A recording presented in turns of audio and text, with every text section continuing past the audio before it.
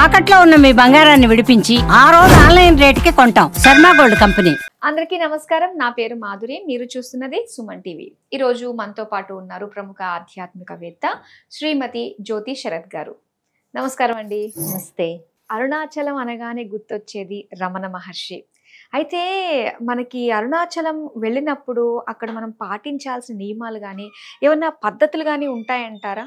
మామూలుగా అయితే మనకి మన జీవిత కాలంలో ఒక గీత అన్నది ఉంటుందట. అంటే అరుణాచల పుణ్యక్షేత్ర దర్శనానికి సంబంధించి అంటే మన జీవితం ఇలాగా మనం ఊహించుకుంటే అక్కడ మధ్యలో అంటే ఒక దారిలా ఊహించుకుంటే ఒక గీత ఏర్పడుతుందట. అంటే ఎప్పుడైతే మనం అరుణాచలం వెళతామో, ఎవరైతే వెళతారో ఆ గీత అంటే మనం ఎప్పుడు వెళ్ళాము మన జీవితంలో 20 ఏళ్ళకా లేకపోతే 70 ఏళ్ళకా మధ్యలో 62కా ఎప్పుడప్పుడు వెళ్తాం కదా, అప్పుడు ఒక గీత అన్నది ఏర్పడుతుందట. అంటే అంతవరకు అరుణాచలం వెళ్ళనంత వరకు జీవితం ఒకటైతే అరుణాచలం వెళ్ళిన తర్వాత జీవితం వేరు, అది మారిపోయింది అనేటట్టుగా అక్కడ గీత ఏర్పడుతుందట మన జీవిత కాలంలో. అంటే అంత అద్భుతమైన మార్పు వస్తుంది అరుణాచలం వెళితే అని. ముఖ్యంగా అక్కడికి వెళ్ళిన తర్వాత ఈ గిరి ప్రదక్షిణం చేస్తే. అయితే నియమం ఏమిటి అంటే మనం నచ్చినట్టుగా అలా అందరితోనూ మాట్లాడుకుంటూ ఒక 4-5 అలాగా ఏదో కాలక్షేపానికి చుట్టూ 14 కిలోమీటర్లు తిరిగేస్తే కాదు. ఎంతో భక్తి శ్రద్ధలతో అరుణాచల శివ అనో లేకపోతే ఓం నమః శివాయ అంటూనో నిజంగా భక్తితో ఈ 14 కిలోమీటర్లు ఎవరైతే ప్రదక్షిణం చేస్తారో ఖచ్చితంగా వాళ్ళ జీవితంలో అద్భుతమైన మార్పులు వస్తాయి. అందుకే మనకి ఈ రకంగా చెప్పారు, అప్పటి వరకు జీవితం ఒకటి, వెళ్ళొచ్చిన తర్వాత జీవితం ఒకటి. అలా కనిపించాలి అంటే అంత భక్తి శ్రద్ధలతో మనం అక్కడ గిరి ప్రదక్షిణ చేయాలి. చేస్తే గనక నిజంగానే ఆ జ్ఞానము, పరమేశ్వర అనుగ్రహము, వాటితో పాటు ఇంకా ఎన్నో రకరకాల దేవతా స్వరూపాల అనుగ్రహం మనకి లభిస్తాయి. అయితే ఇక్కడ కొండ మొత్తము శివుడే అని అంటారు. అరుణాచలంలో కేవలం ఆ అరుణాచల పుణ్యక్షేత్రానికి వెళ్ళి అగ్నిలింగాన్ని దర్శించుకుంటే ఆ లోపల గర్భగుడిలో ఉన్నదే శివుడు కాదు, ఈ కొండ ఏదైతే మనం ప్రదక్షిణం చేస్తున్నామో అదంతా శివుడే అని అంటారు. అదే శివుడు. ఆ కొండకి అరుణాచల అరుణ అంటేనే ఒక కాంతి, వెలుగు, ఒక రంగు అని చెప్పేసి అంటూ ఉంటారు కదండి. ఆ చలం అంటే అరుణ, ఆ కొండకే అంత ప్రాముఖ్యత ఉంటుంది అని చెప్పేసి అంటూ ఉంటారు. పూర్వం అంటే ఇది అగ్నిలింగం అన్నమాట. అక్కడ అగ్నిస్తంభంగా జ్యోతి రూపంలో ఈశ్వరుడు వెలిశారు. ఆ తర్వాత కృతయుగం, మనకి యుగాలు చెప్తూ ఉంటారు కదా పేర్లు. అయితే మనకి కృతయుగంలో ఈ అగ్ని అంటే జ్యోతిగానే ఉన్నది, అది బంగారు లింగంగా మారిపోయిందట. అప్పట్లో ఈశ్వరుడు జ్యోతి స్వరూపంగా వచ్చినప్పుడు ఎప్పుడు వచ్చారు అంటే దీనికి శివరాత్రితో సంబంధం. శివరాత్రి అంటే ఈశ్వరుడు లింగాకారాన్ని ధరించి జ్యోతి స్వరూపంగా వస్తారు కదా బ్రహ్మగారికి విష్ణు గారికి మధ్యలో. అలా ఆయన ఎక్కడైతే జ్యోతి స్వరూపంతో మొట్టమొదటిసారి లింగాకారంలో పెద్ద రూపంతో వచ్చారో ఆ ప్రదేశమే అరుణాచలం. కాబట్టి అది అగ్ని కొండ. అక్కడే ఈశ్వరుడు అంటే జ్ఞానాగ్నిగా జ్యోతి రూపంలో అలా మండుతూ ఆయన వచ్చారు. అది అలాగే ఉండేదట అప్పట్లో. అప్పుడు దేవతలందరూ కూడా దానికి ప్రదక్షిణాలు చేస్తూ ఉండేవారు ఆ జ్యోతి స్వరూపానికి. తర్వాత అది బంగారు కొండగా మారిపోయింది. ఏది అంటే మనకి కృతయుగంలో. ఆ తర్వాత త్రేతాయుగంలో వెండి కొండగా మారిపోయిందట. ఆ తర్వాత ద్వాపర యుగంలో రాగి కొండగా మారిపోయిందట. ఇప్పుడు కలియుగంలో మామూలుగా మట్టి కొండగా మారిపోయింది. ఎందుకు అంటే అప్పుడు ఆ యుగాలకి సంబంధించిన వ్యక్తులు ఎవరైతే ఉన్నారో వాళ్ళకున్న దీక్ష వేరు, వాళ్ళకున్న భక్తి వేరు, వాళ్ళకున్న శక్తి వేరు.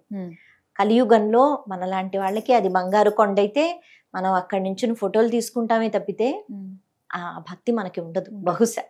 కాబట్టి మన శక్తికి మన భక్తికి అనుగుణంగా, కానీ అది మాత్రం అది ఇప్పుడు మట్టి కొండలా ఉన్నా కూడా అది జ్ఞానాగ్ని, లోపల ఉన్నది అగ్ని. అరుణాచల ప్రదేశానికి గుడికి లోపలికి వెళ్ళి గర్భగుడిలో స్వామిని దర్శించుకుని ఆ చుట్టుపక్కల ఎక్కడ కూర్చున్నా కూడా ఏదో తెలియని వేడి అన్నది మనకి తెలుస్తూ ఉంటుందట. అంటే అది కేవలం ఎండాకాలమనో అని కాదు. ఎందుకు అంటే అది అగ్నిలింగం. లోపల అక్కడ అగ్ని కనిపించదు, శివలింగమే ఉంటుంది, కానీ అది అగ్నిలింగం. ఎందుకంటే ఈశ్వరుడు అక్కడ అగ్ని జ్యోతి స్వరూపంతో వచ్చారు. అయితే ఈ జ్యోతి స్వరూపాన్ని చూస్తున్నంతసేపు అది జ్ఞానము. జ్యోతి అంటే వెలుతురు, వెలుతురు అంటే జ్ఞానం. ఆ జ్ఞానాన్ని ఎలా పొందాలి అనే ఒక ఆలోచనతోనే వెళ్ళాలి. మొట్టమొదటి నియమమే అది. మనం వెళుతున్నామంటేనే ఏదో అక్కడ సరదాగా చూసి వచ్చేద్దాం అన్నది కాదు. అక్కడ భగవంతుడు ఏకంగా కొండగానే ఉన్నాడు. లోపల కేవలం గర్భగుడిలో కాదు, ఆ కొండంతా అరుణాచల ప్రదేశం అంతా గిరి ప్రదక్షిణం చేస్తున్న కింద అదంతా కూడా ఈశ్వరుడే. కాబట్టి అక్కడ చాలా అమితానందం అని అంటూ ఉంటాం. అంటే విపరీతమైన ఆనందాన్ని పొందే అవకాశం ఉంటుంది. ఆ ఆనందం ఏంటి అంటే మనం కోరే కోరికల వల్ల వచ్చేది కాదు, అది విపరీతమైన జ్ఞానంతో వచ్చేది. జ్ఞానులు అలా ఆనందాన్ని అనుభవిస్తూ ఉంటారు, అంత జ్ఞానం ఉంటే. కాబట్టి ఆ జ్ఞానాన్ని పొందుతాము, వెళుతున్నాము, దర్శించుకుంటాము అని ఒక కుతూహలం ఉండాలి. అది మొట్టమొదటి నియమం. అంటే మనం బయలుదేరక ముందే.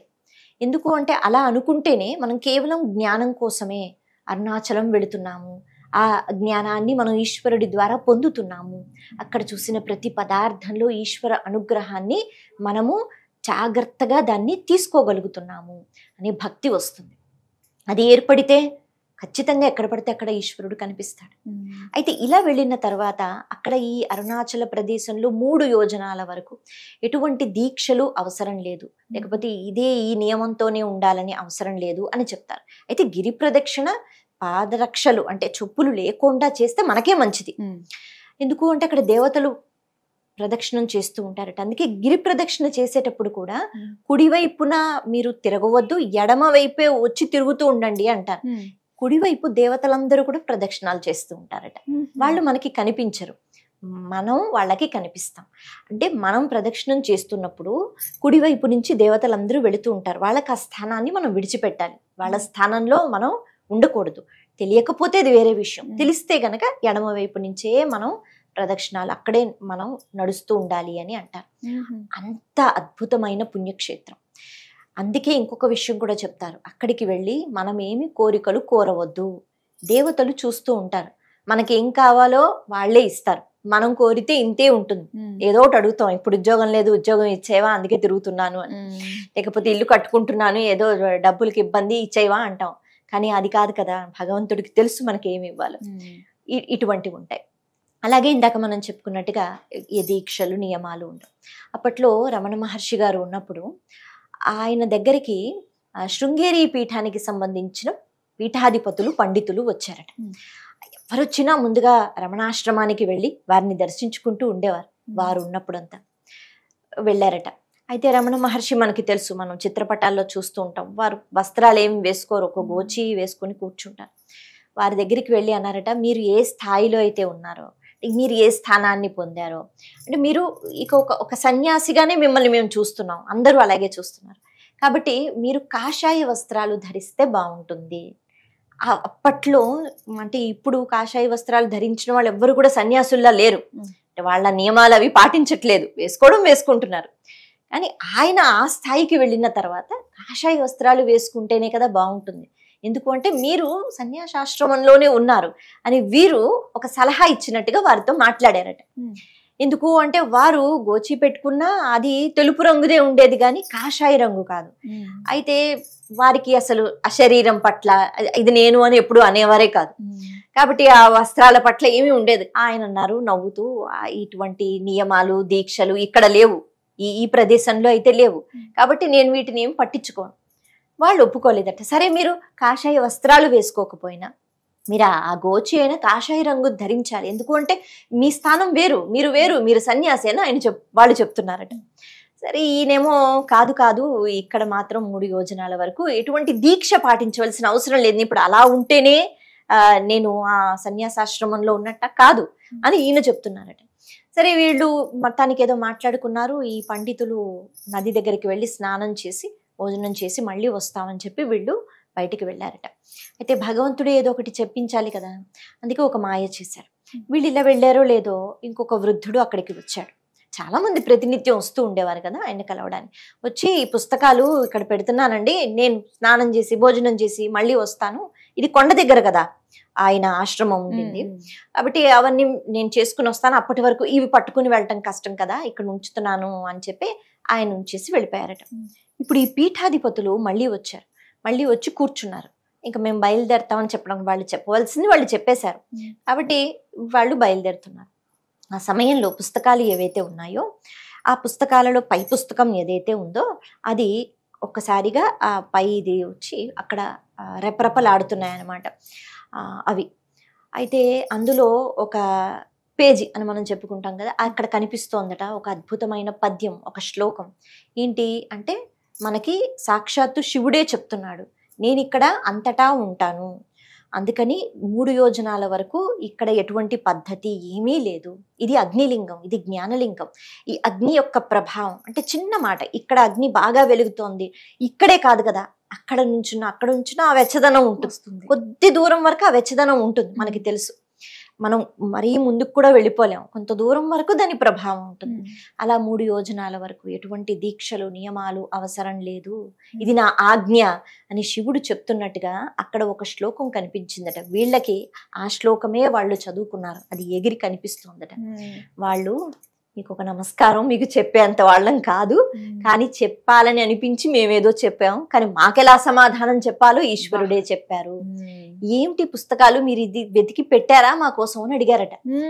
నాకు సంబంధం లేదు, మీలాగే ఎవరో వచ్చారు, వాళ్ళు నన్ను కలవడానికి వచ్చారు, ఇక్కడ పెట్టేసి మీలాగే స్నానం చేసి భోజనం చేసి వస్తామన్నారు, మరి ఆయన ఇప్పటి వరకు రాలేదు, ఆయన ఎవరో పెట్టి ఒక వృద్ధుడు వెళ్ళిపోయారు అని. ఇప్పుడు వాళ్ళందరూ భక్తులు కదా, అలాగే ఆలోచిస్తూ ఉండేవారు, ఈశ్వరుడి అనుగ్రహం అనే ఆలోచిస్తారు. అంటే వాళ్ళకి ఆశ్చర్యం వేసింది. అన్ని పుస్తకాలలో ఆ పుస్తకమే, ఏది వీళ్ళు మాట్లాడుకుంటున్నారో దానికి సంబంధించిన మనకి ఏదైనా ఒక నిర్ధారణ ఉండాలి కదా. ఇప్పుడు మనం ఏది మాట్లాడుకున్నా ఎక్కడ ఉందండి ఇది అంటే మనం చెప్తాం, ఇది దేవి భాగవతంలో ఉంది, ఇది భాగవతంలో ఉంది, మహాభారతంలో ఇలా చెప్పారు అని అంటాం. కాబట్టి వాళ్ళకి తెలియాలని ఈశ్వరుడే ఆ శ్లోకాన్ని అక్కడ కనిపించేటట్టు చేశారు. వాళ్ళు నమస్కారం చేసి అక్కడి నుంచి వెళ్ళిపోయారట. ఎంత ఎదురు చూసినా మళ్ళీ ఆ వ్యక్తి ఎవరైతే ఉన్నారో ఆయన రాలేదు. రమణ మహర్షి గారి జీవితంలో చాలా, కాబట్టి ఆయన దగ్గరికి ఎవరైనా వచ్చి గిరి ప్రదక్షిణ చెయ్యలేము అంటే మా ఆరోగ్యం సహకరి, పెద్దవాళ్ళు ఉంటారు, కొంతమంది నడవలేరు, అటువంటి వాళ్ళకి కూడా రమణ మహర్షి అవునా అయితే మీకు అదృష్టం లేదని ఎప్పుడు చెప్పేవారు కాదట. మీరు ఒక బండిలో వెళ్ళండి, లేకపోతే మీరు చెప్పులు లేకుండా అంతగా వెళ్ళలేరు అంటే ఏదో ఒకటి మీరు వేసుకునైనా వెళ్ళండి, కానీ మీరు గిరి ప్రదక్షిణ చెయ్యండి. ఎందుకు అంటే మనస్సులో ఆ ఆలోచన ఉండాలి, ఇక్కడ అంతా ఈశ్వరుడు ఉన్నాడు అని. కేవలం ఆ ఒక్క పద్ధతి పట్టుకుని మీరు ఉండిపోవద్దు. వచ్చారు అంటే గిరి ప్రదక్షిణ చేసి వెళ్ళండి. ఓపిక లేకపోతే బండిలో తిరగండి, తిరుగుతూ ప్రతి ఒక్క ప్రదేశంలో లేకపోతే ప్రతి ఒక్క అష్టలింగాల దగ్గర మనస్ఫూర్తిగా ఈశ్వరుణ్ణి స్మరించుకోండి. అప్పుడు కూడా మీకు ఈశ్వర అనుగ్రహం కలుగుతుంది. ఎందుకంటే మన శరీరం ఎంత సహకరిస్తుందో మనకి తెలుసు. లేదు మనం అలా నడిచి వెళ్ళలేము అంటే మనలా ఉన్నా కూడా ఆరోగ్యం బాలేని వాళ్ళు ఉంటారు, అంతసేపు నడవలేని వాళ్ళు ఉంటారు. వాళ్ళకి ఇంకా ఉండదా అన్నది కాదు, భక్తి ప్రధానం. చుట్టూ ఎన్నిసార్లు తిరిగేసినా అంటే అవతల వాళ్ళతో మాట్లాడుతూ లేకపోతే ఇంకేదో మనం ఫోన్లు చూసుకుంటూ తిరిగేస్తే సరిపోదు. ఇంకా చెప్పాలి అంటే ఈ గిరి ప్రదక్షిణ చేసేటప్పుడు ఎలా చెయ్యాలి అంటే అడుగులో అడుగు వేసుకుంటూ నెమ్మదిగా చెయ్యాలని చెప్తారు. అలాగా గిరగరా తిరిగేయటం కాదు. దాన్ని దేంతో పోల్చారు అంటే ఒక గర్భిణీ స్త్రీ అంటే ఇంకా నిండు గర్భిణి అనమాట. ఆవిడ ఎలా నడుస్తుంది, చాలా జాగ్రత్తగా, ఎక్కడ నేను పడిపోతానా, బిడ్డకి ఏమైనా ప్రమాదం జరుగుతుందా అనేటట్టుగా అడుగులో అడుగు వేసుకుని నడుస్తూ ఉంటుంది ఆవిడ. అందులోనూ కింద ఏమైనా జిడ్డుగా ఉన్నా లేకపోతే నీళ్లు పడిపోయినా ఆ ప్రదేశంలో ఇంకా జాగ్రత్తగా ఆవిడ నడుస్తుంది. అందులోనూ ఆవిడ చేతిలో ఒక పాత్ర, అందులో నీరు గాని లేకపోతే నెయ్యి గాని నూనె గాని వేసి ఇది ఒలికిపోకూడదు అంటే అలా పోల్చారనమాట. అంటే జాగ్రత్తగా పట్టుకుని ఇది ఒలికిపోకూడదు, కింద కూడా అడుగులో అడుగు వేసుకోవాలి, జాగ్రత్తగా నడవాలి, నేను పడిపోకూడదు ఎందుకంటే నా కడుపులో బిడ్డ ఉన్నాడు అన్నట్టుగా అడుగులో అడుగు వేసుకుంటూ నెమ్మదిగా ఎలా వెళుతుందో అలా చెయ్యాలట అరుణాచల గిరి ప్రదక్షిణ. అలా చేసి పూర్తిగా ఆస్వాదిస్తూ శివనామ స్మరణ చేసుకుంటూ అలా చేస్తే చాలా సమయం పడుతుంది కానీ తప్పదు. కాబట్టి అలా చేసుకుంటూ వెళితే గనక ఖచ్చితంగా, అందుకే అన్నారు అరుణాచలేశ్వరుణ్ణి అలా స్మరించుకుంటే చాలు మనకి ముక్తి మోక్షం అని.